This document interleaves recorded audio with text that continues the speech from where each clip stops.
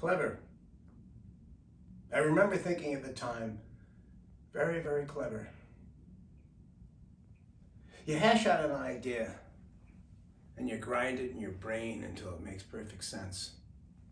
Till all the pieces fit. Like a giant jigsaw puzzle.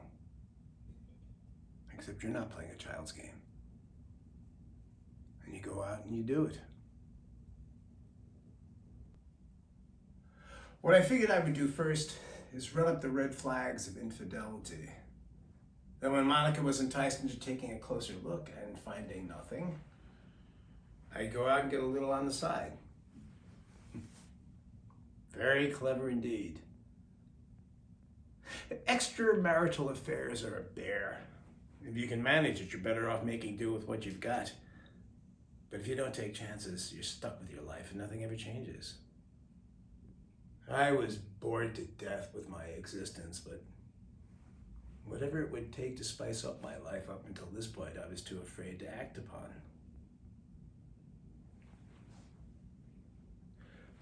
The first part of the plan was right there in front of me on the web, courtesy of the Sharp Eye Investigation Agency. Signs of infidelity. 30 clues to cheating spouses. Sudden increase in time away from home.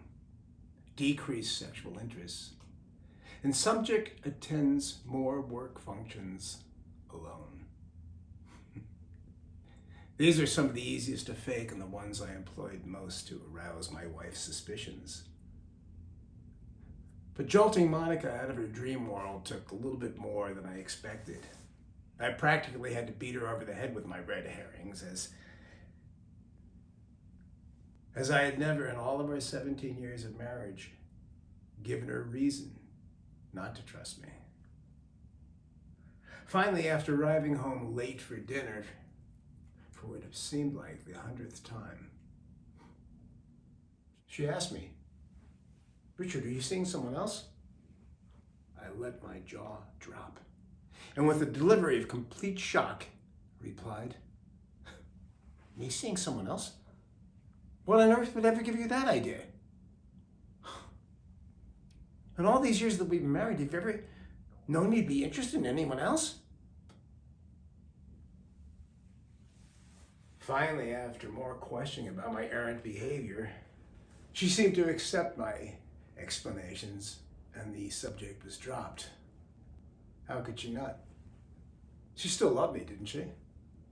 Well, the next few days, she sure acted like she did. But despite my reassurances to Monica, I could have sworn I caught the glimpse of something or someone shadowing me whenever I was out and about, which was exactly what I wanted. A forest green Chevrolet Malibu seemed to appear whenever I was out and about. Maybe it was coincidental, or maybe it was just my imagination working overtime, but it always seemed to appear. Plus the fact that the windshield was tinted and I couldn't see who was inside. It seemed odd to me.